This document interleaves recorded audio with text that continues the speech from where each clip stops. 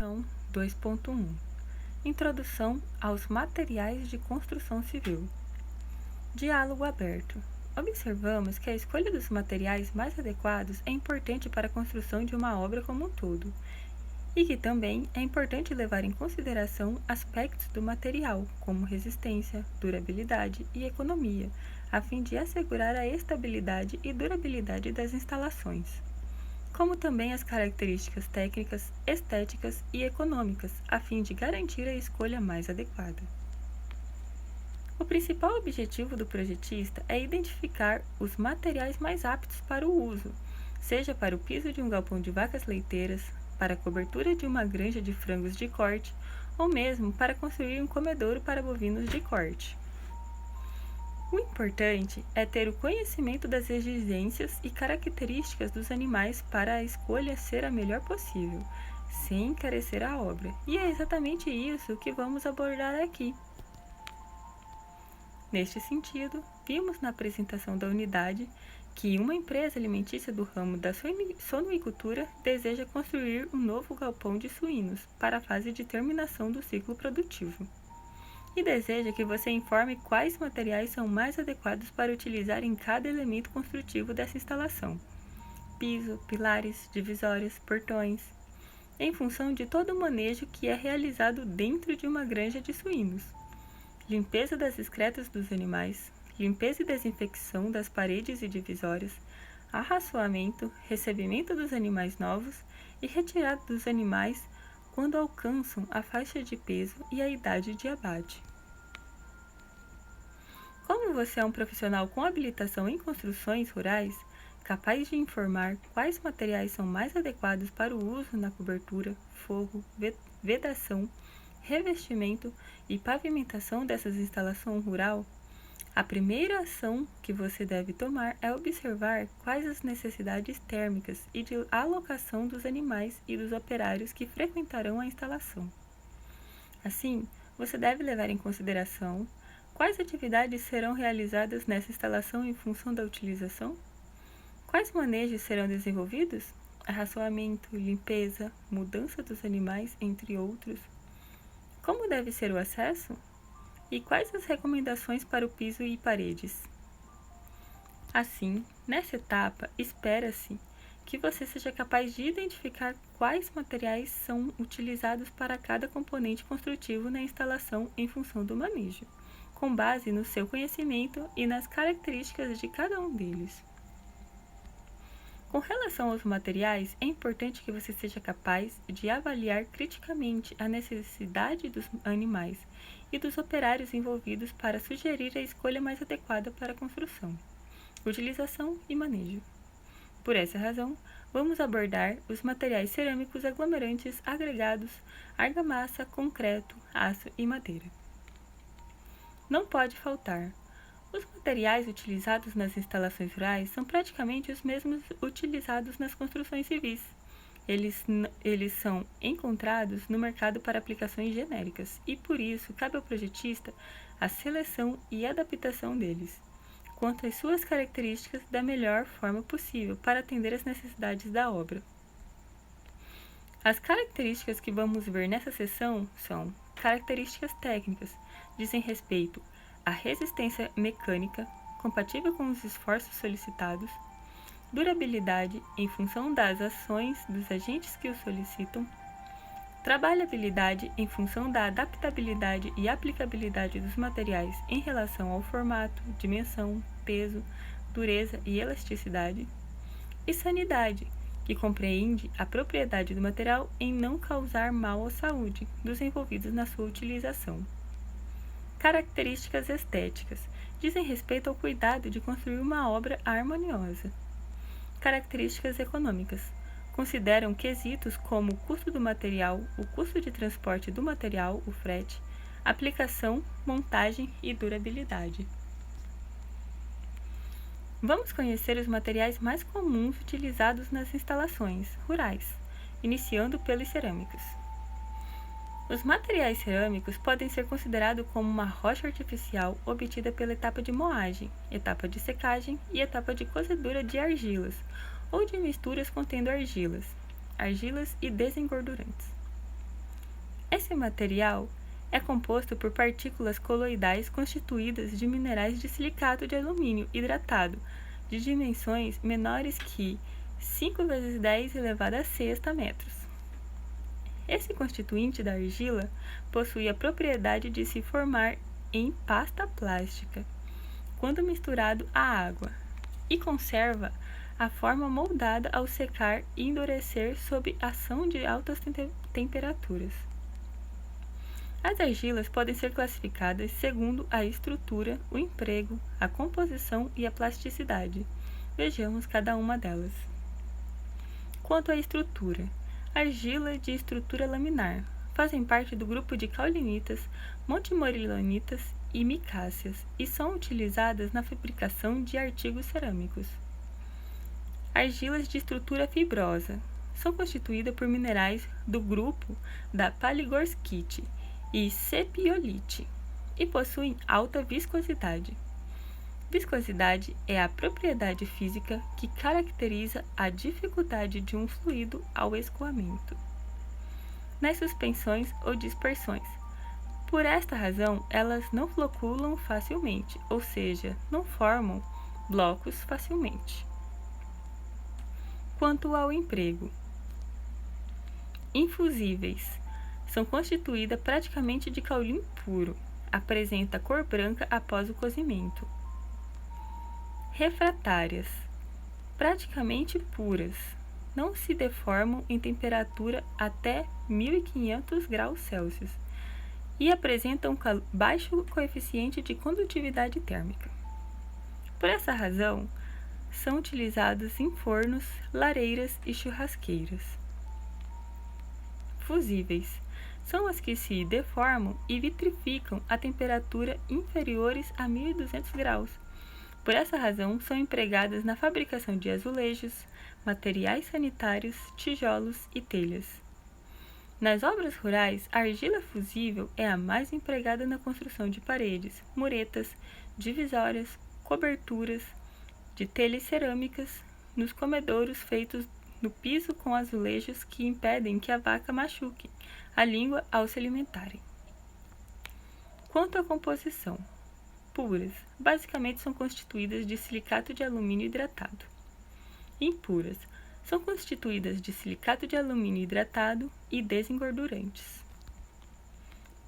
Quanto à plasticidade, gordas, são plásticas e untosas ao tato e sofrem maior deformação durante o cozimento. Magras, são pobres em materiais argilosos e ricas em materiais desengordurantes. As propriedades da argila são características essenciais que ela deve apresentar para a utilização na indústria cerâmica. A primeira característica é a plasticidade, que corresponde à propriedade da matéria em se deformar e conservar suas características, e está em função da quantidade de água da sua composição. Mais água, mais plástica até um determinado limite, como já foi estudado na sessão anterior.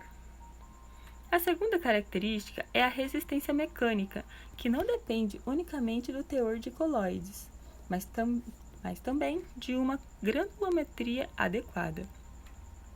Assim, quando a porcentagem de substâncias argilosas supera 60% e o resto dos materiais, como silt, areia média e areia fina, são divididos igualmente, podemos dizer que possui adequada resistência. Os artigos em cerâmicas mais utilizados nas construções rurais são os materiais de argila, tijolos, telhas, ladrilhos, peitoris, tijolos especiais, manilhas, drenos e conduítes, materiais em louça, azulejo, peças sanitárias, pastilhas, ladrilhos, peças de porcelanas e materiais refratários. O piso dos aviários pode ser revestido com tijolos assentados em espelho. Os aglomerantes são produtos encontrados diretamente na natureza, naturais, ou que é necessário fabricar, artificiais, capazes de manter juntos materiais de mesma natureza ou de natureza diferente e se dividem em dois grupos distintos. aglomerantes betuminosos e aglomerantes hidráulicos. Os aglomerantes betuminosos têm essa denominação por serem hidrófugos, ou seja, repelentes à água. Eles possuem uma sensibilidade à variação de temperatura, podendo enrijecer em baixas temperaturas e quase tornarem-se líquidos quando em temperaturas elevadas. São materiais quimicamente inertes e, por isso, são indicados no emprego em revestimento e tintas de proteção, principalmente contra a umidade em função do seu desempenho em evitar vazamento. Dentre eles, podemos destacar o asfalto, os alcatrões e suas misturas. Nas áreas rurais, o piche é muito utilizado para revestir pavimentos.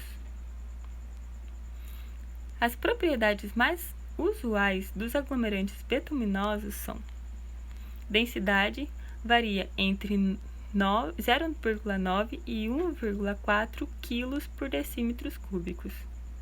Dureza é caracterizado pela consistência e oposição à penetração. Viscosidade, resistência à deformação oposta por fluida sob a ação de uma força. Ela determina a fluidez do material. Os aglomerantes hidráulicos são materiais pulverulentos que, adicionado à água, formam uma pasta capaz de enrijecer por secagem natural, ou seja, provocam uma reação química que libera calor. Assim, eles endurecem quando colocados na água e, depois de seco, tornam-se resistentes se sofrerem o contato direto com a água. As propriedades mais importantes dos aglomerantes hidráulicos são: resistência mecânica é obtida conforme a pasta seca, e com o decorrer do tempo, o endurecimento inicial é denominado pega, ou seja, assim que a mistura não permite mais alteração na sua forma. Durabilidade, capacidade da mistura em manter os agregados unidos depois da secagem e endurecimento. Composição, aglomerantes resultantes de produtos que não sofrem mistura, como o caso da cal, gesso, cimento, conhecido comercialmente como Portland, cimento natural e cal hidráulica, são conhecidos como simples. Quanto ao obtido da mistura de subprodutos industriais, escórias ou pozzolanas com aglomerantes simples, geralmente sal, cal ou cimento, é chamado composto. Misto é o aglomerante feito de dois aglomerantes simples. E, por fim, o aglomerante com adição resultante da mistura de dois aglomerantes simples com adição de outros elementos para conferir finalidade como diminuição da permeabilidade, redução da refração, redução do calor de hidratação, aumento da resistência a agentes agressivos. No caso das construções rurais, o aglomerante mais utilizado é o hidráulico simples. É utilizado para a construção de paredes de alvenaria, elementos estruturais como fundação, baldrame, vigas e pilares, e tem a preferência por ser resistente à água, principalmente em caso de necessidade contínua de lavagem dessas instalações, para o confinamento animal, para evitar problemas sanitários que comprometem a saúde e a produtividade do animal. Normalmente, os pisos das instalações animais são cimentados para facilitar a limpeza e impedir que a umidade do solo adentre a instalação pelo chão. Assimile. O tempo de pega determina o tempo total entre a mistura do cimento com a água para formar a pasta, até seu endurecimento total. Assim, o tempo de pega é dividido em início de pega, intervalo de tempo existente entre a adição da água ao cimento e o começo da reação química, fim de pega, quando não é possível desagregar o material. A determinação do tempo de pega é importante para identificar quando o cimento apresenta sua maior resistência e é realizada por um aparelho de Vicati. Figura 2.1. Aparelho de Vicati. Determinação do tempo de pega.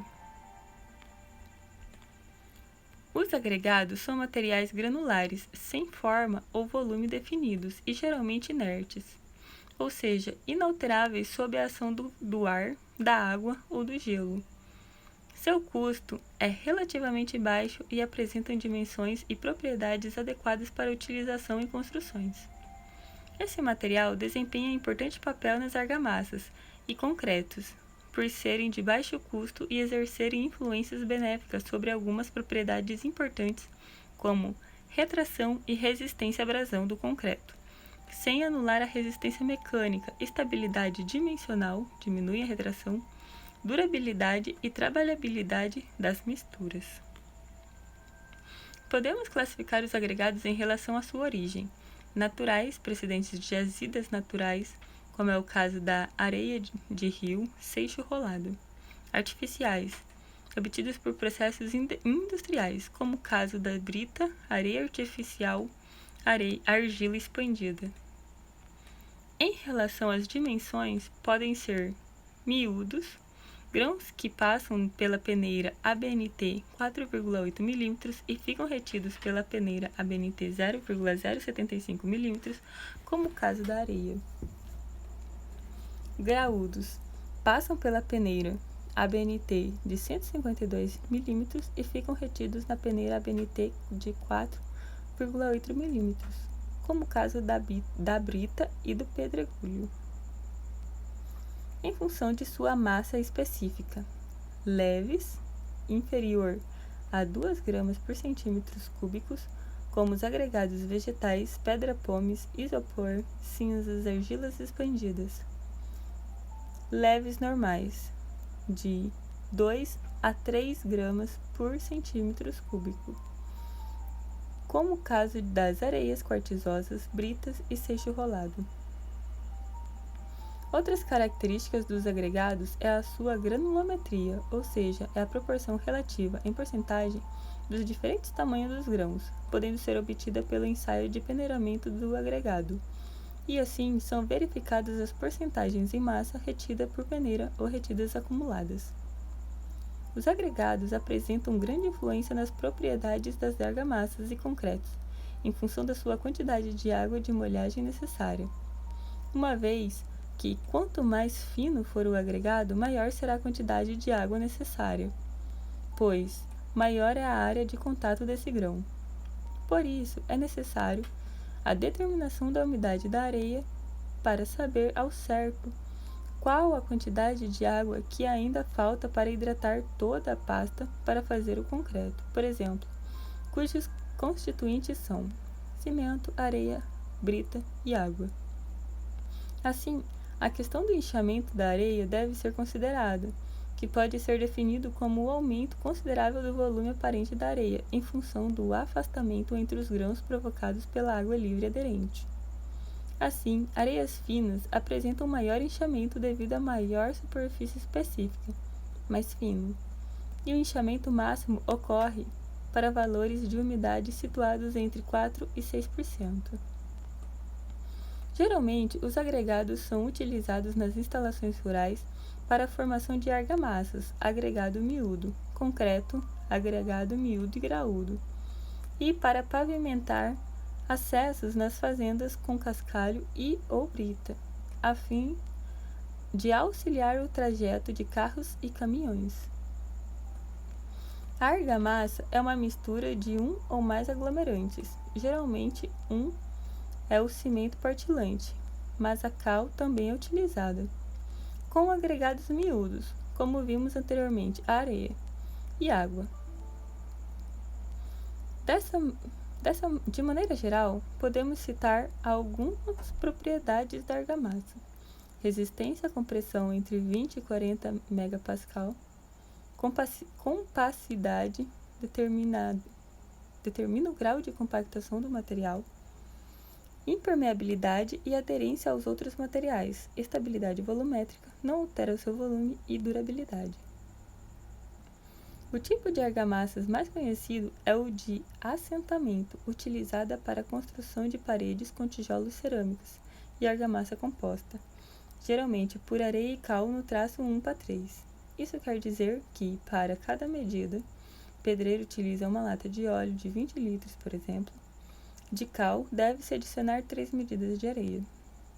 O material pode ser misturado com o uso de pau e enxada e adiciona-se água suficiente para se ter uma massa de boa trabalhabilidade, com consistência adequada.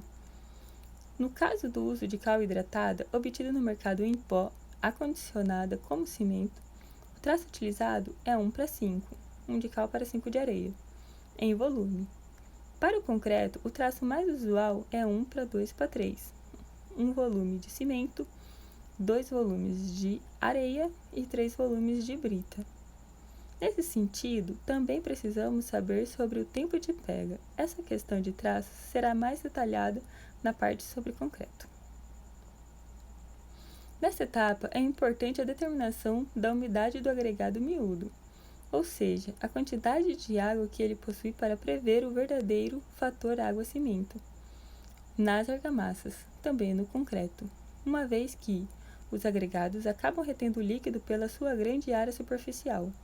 A determinação da umidade pode ser realizada pela secagem da areia em estufa, ao fogo ou pelo frasco de Chapman.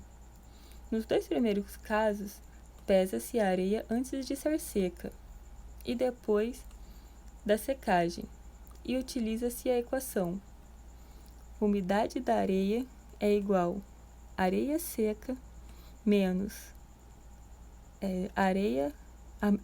areia úmida menos areia seca dividido por areia seca, vezes 100. A determinação da umidade da areia é importante para se ter o conhecimento da quantidade de água que o agregado já possui antes da confecção de argamassas e de concretos. Isso permite o reajuste das quantidades de material. Ela também pode ser determinada pelo SPEED, Moisture Tester, medidor rápido de umidade, em tradução livre. O cimento pode ser classificado em função do tempo de início de pega, ou seja, o tempo necessário para dar início às reações químicas entre o cimento e a água. Cimento de pega rápida 8 minutos, cimento de pega semilenta 8 a 30 minutos, cimento de pega lenta 30 minutos a 6 horas. O instante em que a peça se torna um corpo rígido é o que marca o fim da pega. Observação: a cura do concreto visa evitar a evaporação da água de amassamento, que deve reagir com o cimento hidratando. Alguns ensaios são realizados na argamassa, como o ensaio de flow table, mesa cadente, argamassa para assentamento e revestimento de paredes e tetos, determinação do índice de consistência, que auxilia na determinação da trabalhabilidade da argamassa. Outros testes, como o de compressão simples, são realizados de acordo com a norma brasileira e ensaio de tração por flexão. As argamassas são utilizadas para a união dos tijolos nas paredes de alvenaria nas construções rurais, por exemplo. Assim, sua utilização estende por toda a propriedade, tal como a residência rural, casa do administrador, instalações zootécnicas e de horticultura, represas, entre outros. O concreto é produzido de maneira que se estabeleçam as quantidades ótimas de cimento, água, agregados miúdos e graúdo, para que se obtenha uma mistura homogênea com plasticidade compatível com o uso proposto, resistência mecânica adequada e durabilidade da obra.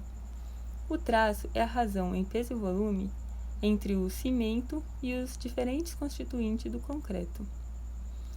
Em laboratórios, trabalha-se com o traço em massa, enquanto que em canteiro de obras o traço mais usual é o volumétrico, adotando-se como unidade a lata de 18 litros ou de óleo de 20 litros.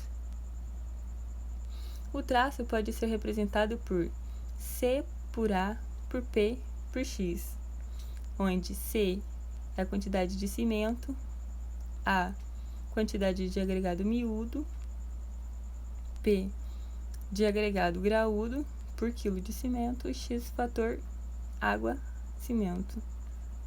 Assim, é possível calcular a razão entre a água e os materiais secos, agregados miúdos e graúdo, que se dá pela equação A. Clique para observar a equação. Reflita. A quantidade de água inserida na mistura para fazer o concreto é um fator importante que garantirá que as relações químicas do cimento sejam realizadas com êxito. Início e fim da pega.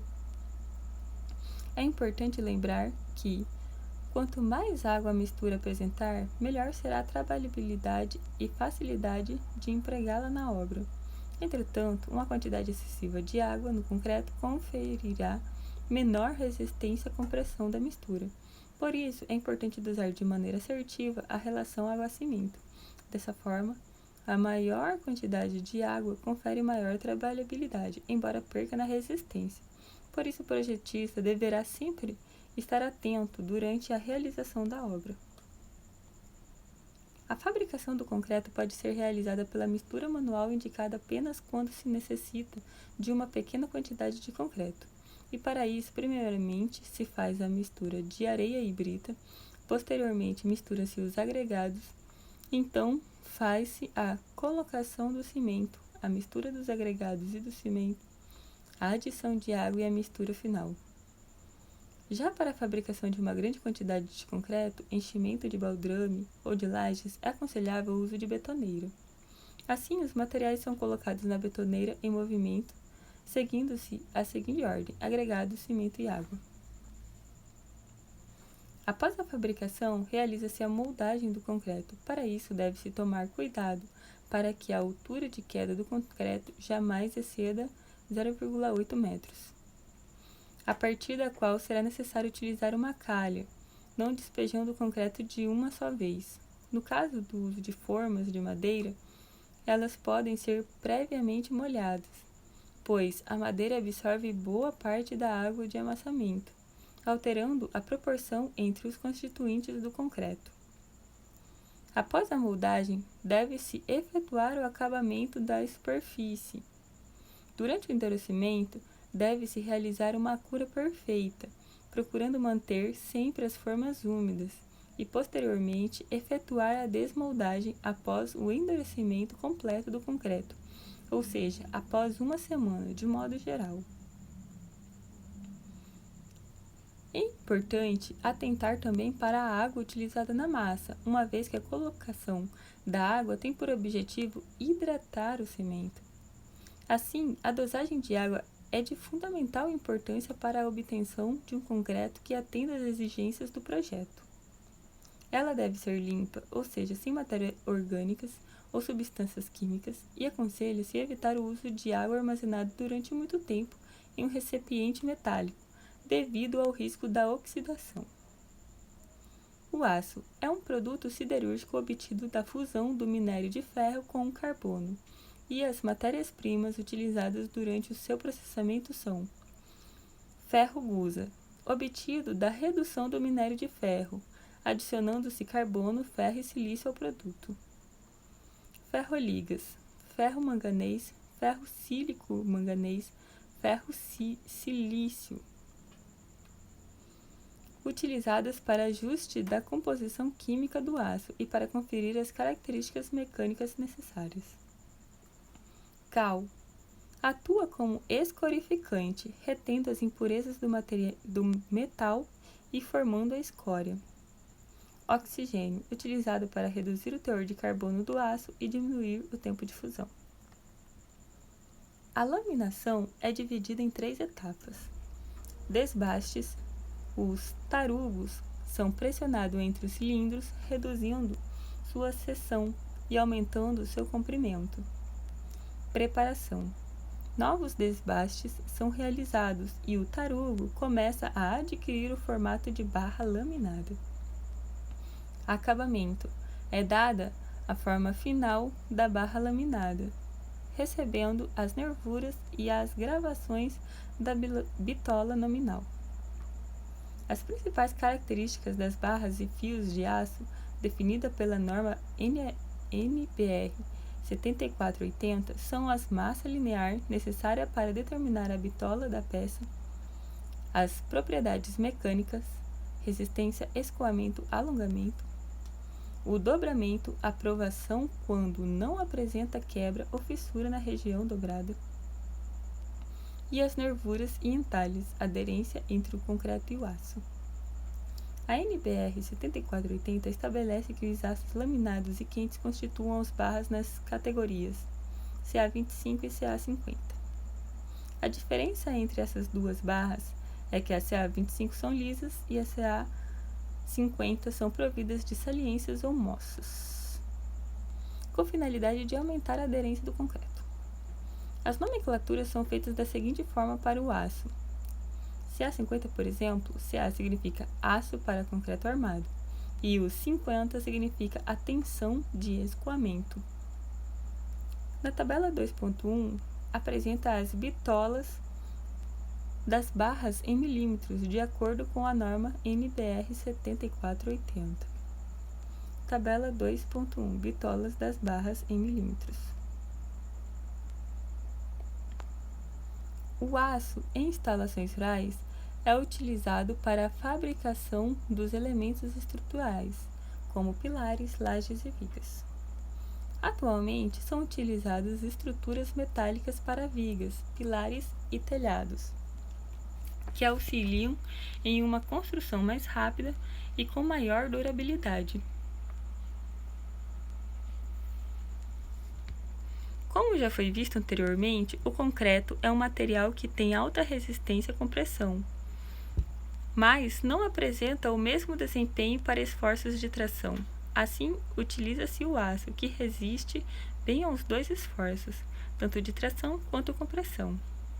Desse uso surgiu então o concreto armado, que é uma estrutura de concreto associada a uma ferragem, aproveitando assim as vantagens dos dois materiais. A madeira é um importante material utilizado nas construções rurais, devido à sua grande gama de aplicações.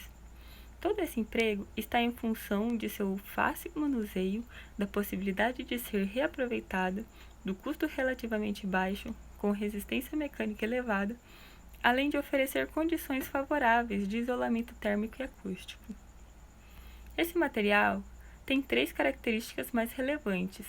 Ela é heterogênea, ou seja, é formada por diferentes elementos anatômicos, como as fibras, folhosas, funções de resistência, e traqueídeas, coníferas, função de resistência de transporte de líquidos. Raios, transporte horizontal de seivas. Vasos, folhosos, no transporte de líquidos. Parênquimas, células que têm várias funções ligadas à fotossíntese, à reserva de água e de amidos. E canais de resinas, coníferas. Ortotrópicas, ou seja, responde de forma diferenciada aos esforços em 3 direções principais: longitudinal, direção das fibras; radial, direção dos raios; e tangencial, tangenciando os anéis de crescimento. Higroscópica, ou seja, apresenta troca de umidade com o ambiente. A umidade da madeira pode ser influenciada pela temperatura e a umidade relativa do ar. As principais propriedades da madeira que devem ser levadas em consideração no projeto são: umidade, que é determinada pela metodologia proposta pela norma NBR 7190. Anexo 5, e está relacionada à resistência da madeira. Para o cálculo da umidade da madeira, é possível utilizar a seguinte equação: umidade da madeira, massa inicial, menos massa seca, dividido pela massa seca, vezes 100. Densidade é a relação entre a massa por unidade de volume, e se divide em densidade básica, valor comparável aos apresentados na literatura nacional e internacional, e segue a NBR 7190. Aparente e real. Retração ocorre quando a madeira perde água abaixo do ponto de saturação das fibras, o ponto no qual toda a água do lúmen foi removida, mas a parede celular ainda está saturada. O contrário da retração ocorre quando a madeira absorve água, ela sofre inchamento. Quando ocorre o processo de retração e inchamento em madeira maciça, que se apresenta livre de tensões, podemos dizer que o processo é irreversível. Já quando ocorre em produtos à base de madeira, compensados aglomerantes, chapas de fibras, normalmente esse processo não é completamente reversível. Assim, a retração e o inchamento são diferenciados nas direções longitudinais, radial e tangencial. No sentido longitudinal, a retração é bem pequena, quando comparada à tangencial e radial. Outras propriedades da madeira são a resistência e a rigidez, que estão em função da umidade da madeira, do tipo e na direção que é realizada a solicitação.